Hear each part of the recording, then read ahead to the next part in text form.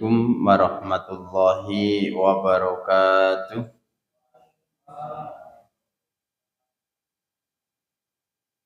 Alhamdulillahi rabbil alamin. Nahmaduhu wa nasta'inuhu wa nastaghfiruh. Wa na'udzu billahi min syururi anfusina wa min sayyiati a'malina. May yahdihillahu fala mudilla lahu wa may yudlilhu fala hadiyalah. Asyhadu an la ilaha illallah wa asyhadu anna Muhammadan abduhu wa rasuluh. La nabiyya wa la rasula ba'dah. Allahumma salli wa sallim wa barik ala Muhammadin wa ala alihi wa sahbihi ajma'in. Qala Allah ta'ala fi kitabihil karim, a'udzu billahi minasy syaithanir rajim. Ya ayyuhalladzina amanu taqullaha wa qulu qawlan sadida yuslih lakum a'malakum wa yaghfir lakum dzunubakum wa may yuti'illaha wa rasulahu faqad faza fawzan 'azima.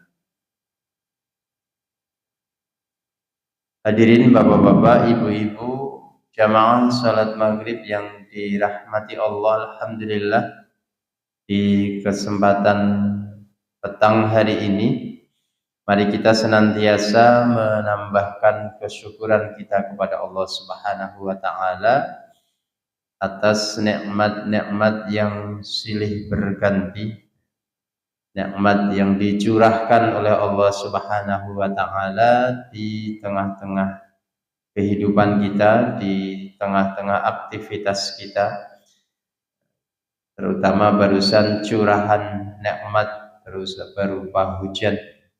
Semoga hujan yang diturunkan adalah hujan yang membawa barokah. Dan nikmat-nikmat yang lain diantaranya kembali kita diberi kesempatan oleh Allah untuk melanjutkan majelis ilmu kita. Semoga senantiasa harapan yang selalu kita minta dan kita harap dari Allah adalah pemberian istiqomah, keistiqomahan pada kita untuk terus talabul ilmi dimanapun kapanpun, sehingga kita termasuk ahlul ilmi yang mana dengan ilmu hidup kita ini dipandu, dituntun oleh ilmu. Iman dan ilmu menjadi panduan kita sehingga kita termasuk orang-orang yang selamat dan orang-orang yang dijamin kebahagiaan di sisi Allah Subhanahu wa taala. Kita lanjutkan. Kita sampai pada bab yang ke-46 dalam kitab Nuzhatul Muttaqin fi Syarh Riyadhis Shalihin. Bab fadlul hubbi fillahi wal hissi alaihi wa i'lamur rajuli may yuhibbuhu ay annahu yuhibbuhu wa madza yaqulu lahu idza a'lamu. Bab fadilah atau keutamaan mencintai karena Allah dan dorongan untuk saling mencintai karena Allah, serta i'lam. Ada kesunahan untuk memberitahu, seseorang memberitahu orang yang ia cintai. Jadi aku mencintaimu karena Allah. Nah, ini lebih baiknya diberitahukan, ya. Uhibbukallah, ya. Jadi aku mencintaimu karena Allah. Ini bagian dari anjuran. Dimulai dengan firman Allah Subhanahu wa taala, surat atau ayat yang masyhur yang sering kita dengar, a'udzubillahi minasyaitonir rajim. Muhammadur Rasulullah walladzina ma'ahu asyidda'u 'alal kuffari ruhama'u bainahum tarahum ruk'an sujjadah. Ayatnya cukup panjang, ya, diputus sampai di situ. Ruhama'u bainahum, Nah, pada poin itu yang diambil. Di Muhammadur Rasulullah, Muhammad itu adalah utusan Allah. Ya, jadi ini juga sebuah kepastian bahwa Nabi Muhammad Sallallahu Alaihi Wasallam betul-betul Nabi, betul-betul Rasul yang diutus oleh Allah Subhanahu Wa Taala di tengah-tengah manusia, di tengah-tengah umatnya. Walladzina ma'ahu, dan orang-orang yang bersama dengannya, para sahabat di sini. Di para sahabat beliau atau secara umum berarti umat Nabi Muhammad Sallallahu Alaihi Wasallam berarti harus memiliki karakter ini. Bagaimana orang-orang yang bersamanya? Asyidda'u 'alal kuffar ruhama'u bainahum, bersikap keras terhadap orang-orang kafir tetapi berkasih sayang sesama mereka. Nah, kalau kita melihat di dalam beberapa tafsir, ya penjelasan dari ahli tafsir, bahasanya kayaknya keras ini kalau langsung kita dengar. Asyidda'u 'alal kuffar, keras terhadap orang kafir. Iki wong gak kena di apa istilahnya. Wong gak kena ditawar-tawar di atas tenan. Ya memang bahasa Al-Qur'annya seperti itu. Nah, kemudian kita coba apa makna dari asyidda 'alal kufar, keras terhadap orang-orang kafir, ya maknanya adalah tegas. Nah, kuat, tidak tunduk kepada orang-orang kafir dalam urusan agama. Jadi tidak ada apa itu namanya, tidak ada tawar-tawar. Mereka tidak lemah di dalam menghadapi musuh yang memerangi Islam. Jadi terutama di dalam ketika di medan pertempuran, nah jelas keras. Tapi kalau di luar medan pertempuran, nah kerasnya itu adalah dalam urusan agama. Ya, sebagai contoh konkretnya adalah kejadian di mana Rasulullah Shallallahu Alaihi Wasallam diajak atau mereka bernegosiasi dengan Rasulullah Sallallahu Alaihi Wasallam untuk saling menghormati. Gak usah kereng-kereng ya Muhammad, rasa ngenyai leluhur, gak usah ngenyai sembahan-sembahan kita. Wis gini aja, ya, sehari kamu berhenti dari menghina, dari menghujat, dari mengkafirkan kami, nanti kami sehari ikut kamu. Itu bentuk nyata, ya, ajakan untuk toleransi.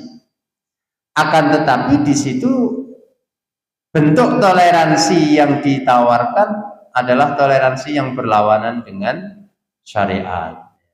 Kalau toleransi selain urusan agama, monggo.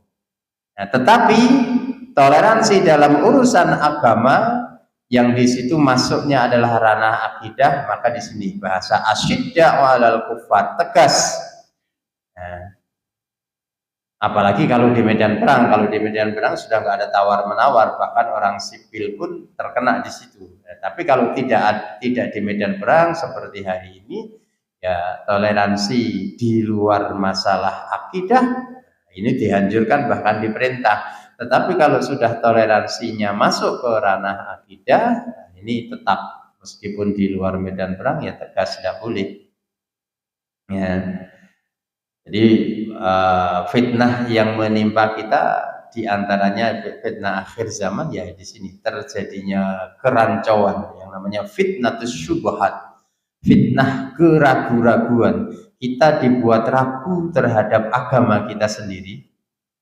Kita dibuat ragu oleh orang-orang yang ya lisannya sama, bahasanya sama, ayatnya juga sama yang dibaca.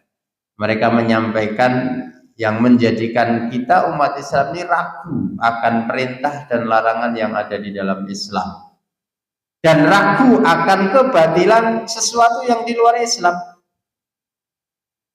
Ya, hanya Rasulullah Shallallahu Alaihi Wasallam di dalam hadis yang panjang beliau menyampaikan bahwa nanti di akhir zaman itu ada namanya ad-du'at ila abwabi jahannam. Ada dai-dai, penyeru-penyeru yang mengajak umat masuk ke neraka jahanam. Siapa mereka? Bukan orang lain. Rasulullah mengatakan hum min jildatina wa yatakallamuna bi alsinatina. Mereka itu ya kulitnya sama. Ya berarti kalau kita kulitnya sawo matang ya orang-orang sawo matang. Kalau mereka yang kulitnya putih kemerahan ya di tengah-tengah mereka banyak yang mengajak ke arah itu sama kulitnya. Wa yatakallamuna bi alsinatina. Mereka juga berbicara dengan bahasa kita. Kalau secara dohirnya bahasa kita, kalau kita bahasa Jawa ya orang Jawa, kalau kita bahasa Indonesia berarti orang Indonesia. Tapi kalau ditariknya ke bahasa Islam, mereka sama-sama beragama Islam. Dan justru itu yang jauh lebih berbahaya. Nah, hari ini banyak, ya, apalagi kalau lewat media sosial, semua sudah langsung terekspos. Baru-barusan juga ada berita yang masih menjadi kontroversi kan? Nah, diulamakan. Nah ini yang menjadikan orang awam, kita orang awam itu kadang bingung. Ini kan dia ulama, dia orang dikatakan alim.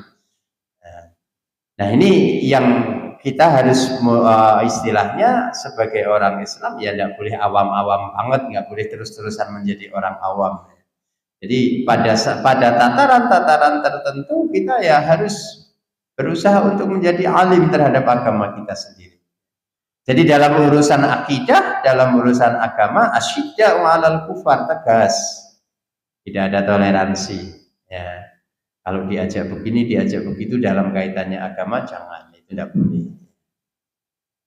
Makanya termasuk mungkin kalau diambil bahasa atau contoh yang umum itu, yang masih menjadi perdebatan sampai hari ini dalam hal kaitannya misalkan kalau pas tanggal 25 Desember, nah itu kan masih ranah perdebatan sampai hari ini. Nah, kalau itu memang ranahnya ranah akidah ya tegas umat Islam tidak boleh. Ya. Kalau itu memang masuk ranahnya akidah, nah kadang perbedaannya ya di situ dari sudut pandang yang berbeda. Ada yang memandang itu masuk ranah akidah, ada yang memandang oh itu kan bukan ranah akidah. Ya cuma kadang nggak jujurnya itu ya, termasuk dalam kaitannya orang Syiah ya. Kalau hari ini kita kan lagi secara keseluruhannya umat Islam mengidolakan keberaniannya Syiah ya. Ya kita nggak apa-apa mengapresiasi, memang kenyataannya begitu. Tetapi dalam hal mengapresiasi jangan sampai kemudian kebablasan. Ya, karena Rasulullah Shallallahu Alaihi Wasallam sendiri kan sudah menyampaikan di saat itu. Jadi ketika kalian nanti tidak berbuat banyak, nanti kesempatan untuk berbuat menghadapi orang Yahudi itu akan diambil oleh apa bahasanya? Oleh kaumnya dia. Ya, kaumnya dia yang dituju adalah sahabat Salman Al-Farisi, yaitu orang Persia. Orang Persia adalah orang Syiah. Memang sudah ada dalam sabda Nabi bahwa orang Syiah itu akan menghadapi orang Yahudi. Nah, cuma memang di dalam Syiah itu sendiri ya banyak aliran juga, sehingga ulama apa itu namanya kalau bahasan secara umum mengatakan orang Syiah itu karena sudah punya pemahaman yang berbeda dari ahlu sunnah wal jamaah, bahkan seolah-olah punya akidah sendiri, ya mereka bukan bagian dari Islam. Tetapi kalau ditelisik lebih jauh, memang di sana banyak aliran, dan di antara aliran-aliran itu ada yang dalam hal akidah menyimpang dari akidah ahli sunnah wal jamaah, tapi ada juga yang mungkin dia tidak sampai menyimpang dari akidah ahli sunnah wal jamaah. Makanya di situ kita betul-betul dituntut untuk berpikir bijak ya. Apapun siapapun yang pasti kalau kaitannya urusan akidah maka kita harus tegas ya. Kalau tidak dalam urusan akidah, nah itu toleransi monggo ya. Jadi makna asyidda'u 'alal kufar adalah ketegasan di dalam urusan agama ya. Apalagi kalau di situasi tadi, di situasi perang itu, nah itu lebih tegas lagi, tidak ada tawar menawar kalau sudah di dunia dalam kondisi seperti itu. Kemudian ruhama ubainahum, nah ini jadi jangan sampai terbalik. Nah, kenyataannya kan hari ini malah seringnya terbalik. asyidda'u bainahum wa ruhama'u 'alal kufar. Nah, itu terbalik seperti itu. Mestinya tidak boleh.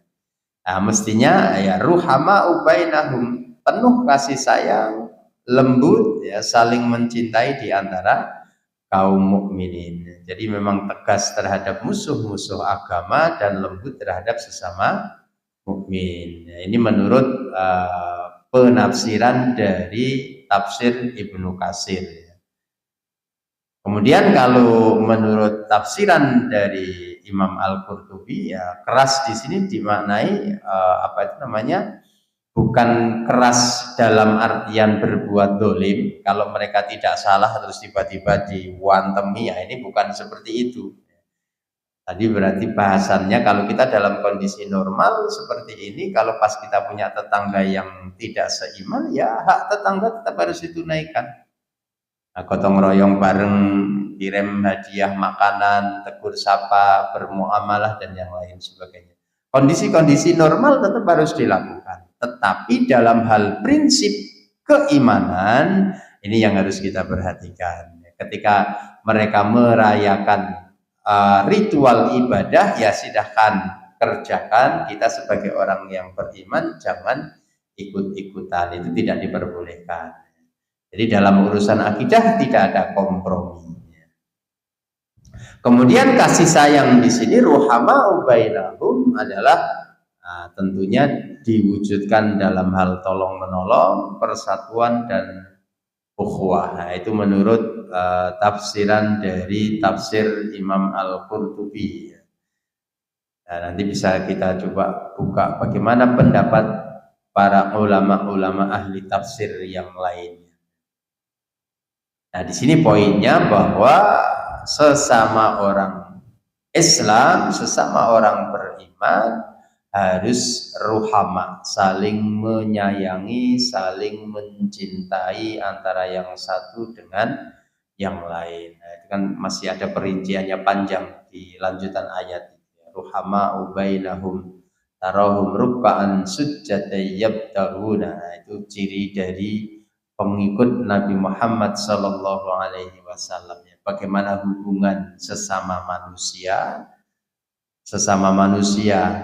yang sama-sama beriman, sesama manusia antara yang beriman dengan yang tidak beriman, kemudian bagaimana hubungannya dengan Allah Subhanahu wa Ta'ala.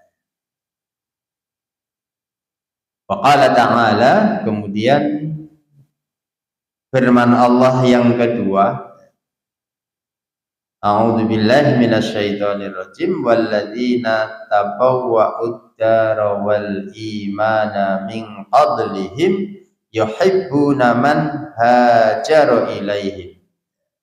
Ini kembali sahabat Rasulullah sallallahu alaihi wasallam. Lebih spesifik yang dimaksud walladzina tabawwa'ud dara, dan orang-orang yang telah menempati tempat tinggalnya negeri, yaitu kota Madinah. Yang dimaksud di sini adalah sahabat Ansor. Wal imana, dan telah beriman min qablihim, sebelum kedatangan mereka, yaitu para sahabat kalangan muhajirin. Yuhibbuna, mereka ini mencintai man hajara ilaihim, orang-orang yang berhijrah kepada mereka. Nah, ini ayat ini spesifiknya adalah bercerita tentang bagaimana orang-orang Yasrib yang kemudian disebut sebagai orang Ansor yang sudah beriman sebelum kedatangan sahabat muhajirin. Nah, jadi pertama kali berapa? 12 ya. Bai'ah Aqabah yang pertama 12 orang, ya, kemudian pulang, ya, mereka berdakwah ditemani oleh sahabat Mus'ab bin Umair. Mus'ab bin Umair, dan satu lagi yang sahabat yang paling ganteng perlinte saat masih jahiliyah, sahabat siapa? Yang kemudian syahid, kain yang beliau punya Ditarik ke atas kakinya kelihatan, ditarik ke bawah kepalanya kelihatan. Siapa? Sing ganteng.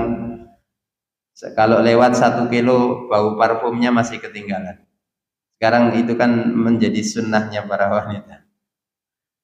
Sudah kelewat 1 kilo baunya masih ketinggalan di depan kita. Ya ingat, ya nanti kita ingat bareng-bareng. Nah, jadi beliau sebagai duta pertama ke Madinah, ke Yasrib saat itu, sehingga Bai'ah Aqabah yang kedua dari 12 orang yang pertama tadi, yang kedua nambah menjadi 72 orang. Yang kemudian setelah Bai'ah Aqabah kedua itulah mereka menyatakan siap menampung, menolong, mendukung dakwahnya Rasulullah Sallallahu Alaihi Wasallam. Mereka pulang, tidak berapa lama perintah hijrah turun, sahabat Muhajirin berbondong-bondong hijrah ke Yasrib. Nah, mereka inilah, ya berarti kalau bisa dihitung 12 plus 72, 90-an orang ya. Jadi 90-an atau 100-an orang sahabat Ansor, mereka telah beriman terlebih dahulu. Begitu sahabat Muhajirin datang, mereka menyambut dengan penuh kecintaan.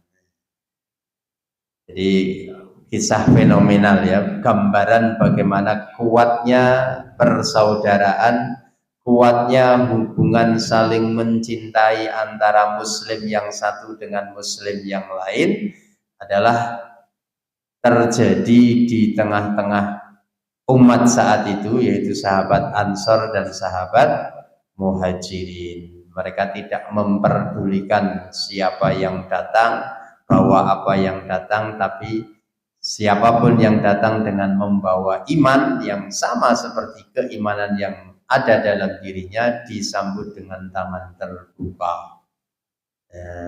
Walaupun dia sendiri, walau kana bihim khasasah, di antara mereka tidak semuanya kaya, ada yang khasasah. Ya sebetulnya susah juga kehidupannya, tapi saking gembiranya, saking cintanya dengan saudara seiman yang rela meninggalkan tanah kelahirannya, datang hanya membawa pakaian yang melekat di dalam tubuhnya. Nah, mereka terima dengan tangan terbuka, sebagaimana seolah-olah saudara yang lama telah hilang atau telah pergi dan baru berjumpa. Yang kemudian gambaran berikutnya ketika kedatangan Rasulullah Sallallahu Alaihi Wasallam baru sampai Kuba, ya, beliau singgah beberapa saat di Kuba sampai kemudian bikin Masjid Kuba itu. Sementara jarak Kuba dengan tempat beliau terakhir berarti dengan Masjid Nabawi hari ini kurang lebih sekitar berapa Pak? Antara 7 sampai 12. 7 kilo sampai 12 ya. Kalau 7 kilo berarti sini Balen ya. Sini Balen 7 kilo. Kalau 12 ya sini rumah saya lah. Itu 12 kilo ya.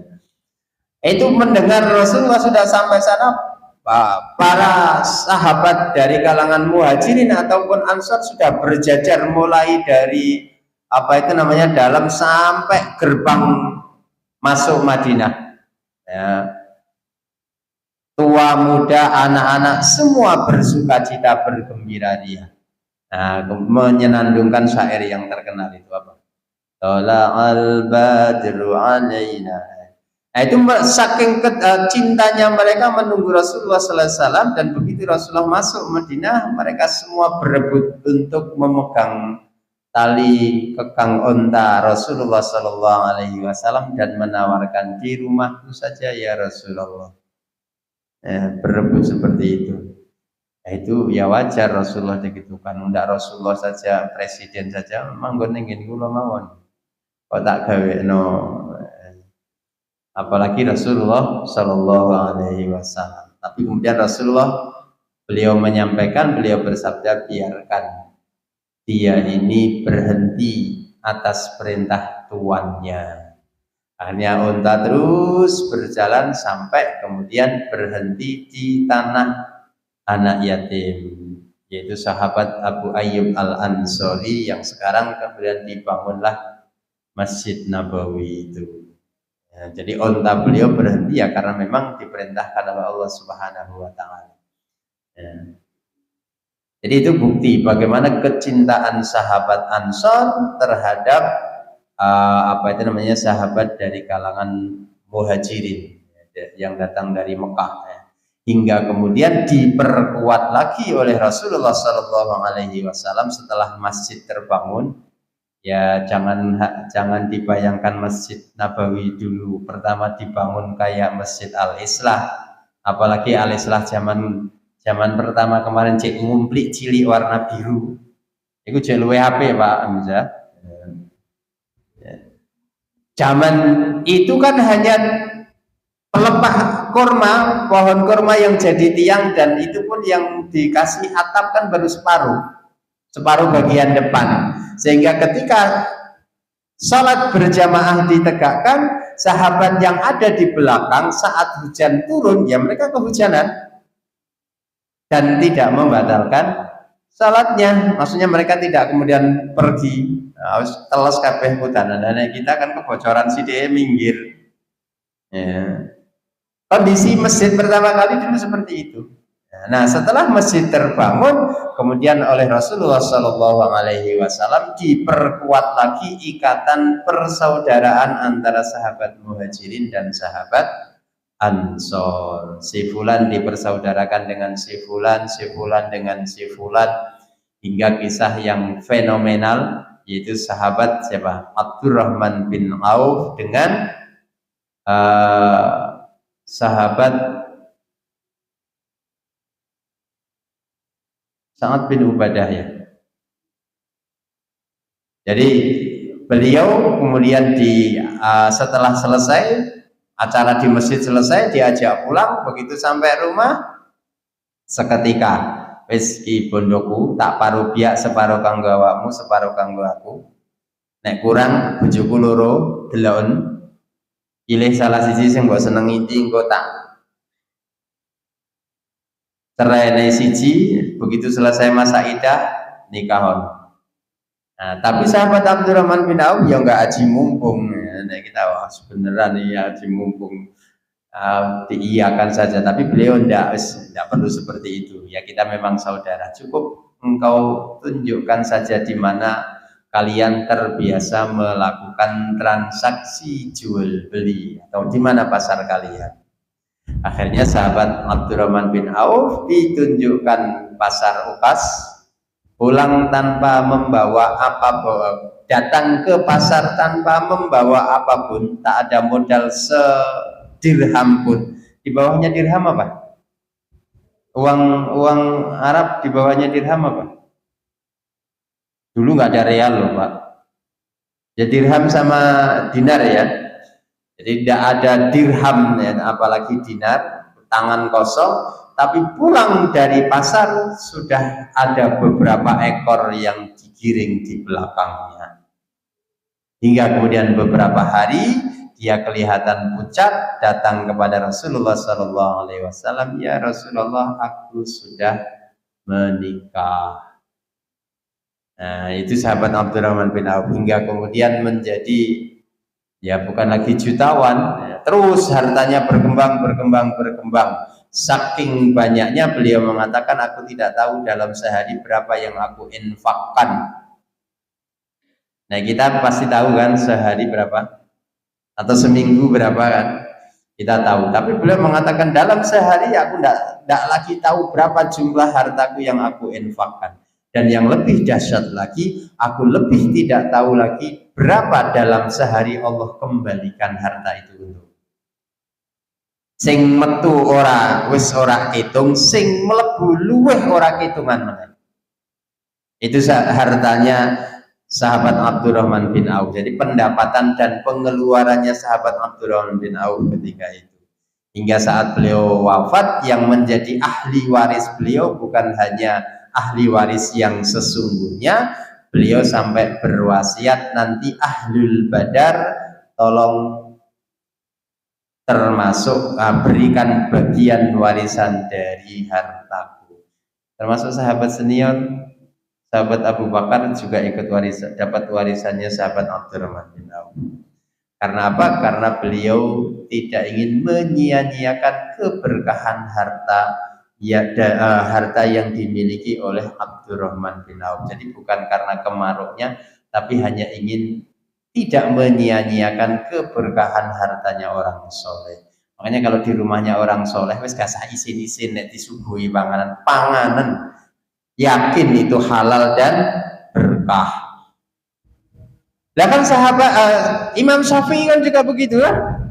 Dolan ke rumahnya Imam Ahmad, diceritakan kalau guruku, kalau wong soleh kepada anaknya. Akhirnya anaknya tenan bora kan diinceng kan, akhirnya ada tiga hal yang menjadi sorotan dari anaknya Imam Ahmad. Satu, makan semua hidangan dihabiskan, malam tidak bangun malam, kan begitu.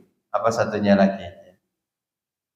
Kemudian dua ini yang paling fenomenal. Kemudian dijawab oleh Imam Syafi'i, soal makan, kenapa aku makan kelihatan begitu banyak seperti orang yang rakus? Karena aku yakin harta dari Imam Ahmad adalah harta yang halal, harta yang barokah, sehingga aku tidak ingin menyia-nyiakan harta yang berbarokah.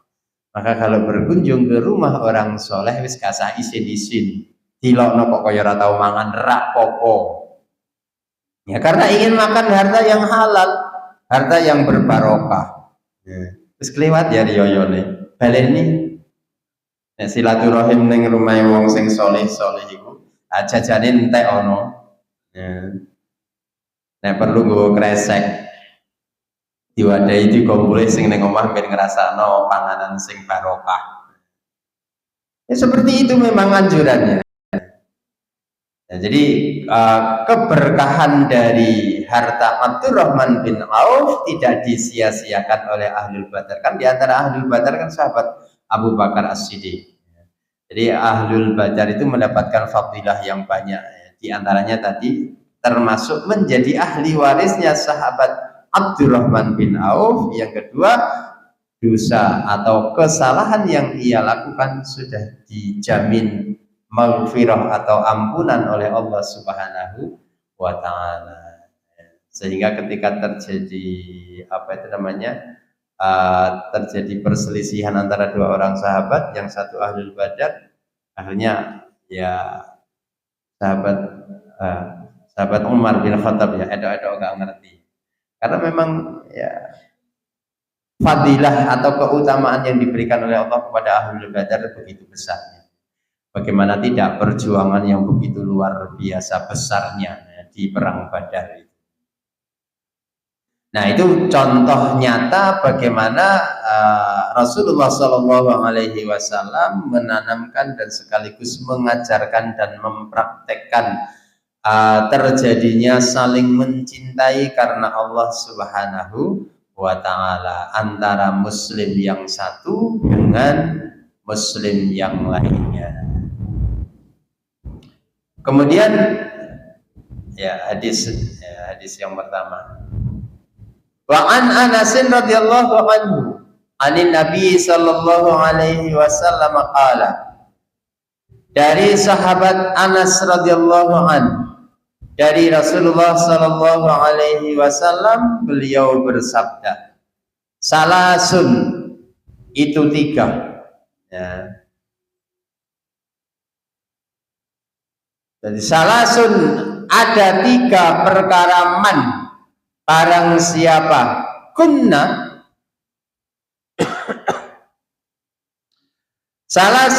man kunna barang siapa yang ada siman fihi di dalam tiga, wajada mendapatkan siman bihinna dengan tiga perkara itu, halawatal imani pada manisnya iman. Jadi siapa yang berada di antara tiga perkara yang disebutkan oleh Rasulullah Sallallahu Alaihi Wasallam, pasti dia akan dapat merasakan manisnya iman. Jadi kalau kita hari ini merasa di mana sih manisnya iman, ya berarti harus mencoba untuk berada di salah satu tiga perkara ini atau ketiga-tiganya. Ayyakunallahu wa rasuluhu ahabba ilaihi mimma siwahuma. Yang pertama, perkara yang pertama adalah menjadikan Allah dan Rasulnya ahabba ilaihi, lebih ia cintai, mimma siwahuma, selain daripada Allah dan Rasulnya. Nah, berarti wis gak mengu-mengu mencintai Allah dan Rasulullah, apapun yang menjadi permintaannya, apa yang menjadi perintahnya, apa yang menjadi larangannya, pasti akan dituruti. Permintaan dan larangan selain Allah wis gak dikubris. Kalau bertabrakan atau berseberangan dengan perintah dan larangan dari Allah Subhanahu wa taala. Wa ayyuhibbal mar'u la yuhibbuhu illa lillah.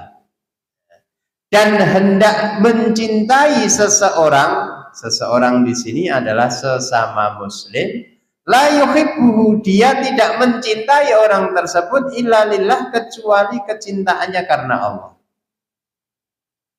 Itu yang kedua. Jadi mencintai sesama muslim tiada lain karena dasar kecintaannya atas nama Allah Subhanahu wa taala. Wa ayyukriha, dan hendaknya dia membenci, adanya kebencian, ketidaksukaan, ayyauda fil kufri, kalau dikembalikan kepada kekufuran, ba'da an anqadahu Allahu minhu kama yakrahu ayyukdhafa finnar. Nah, ini perkara yang ketiga.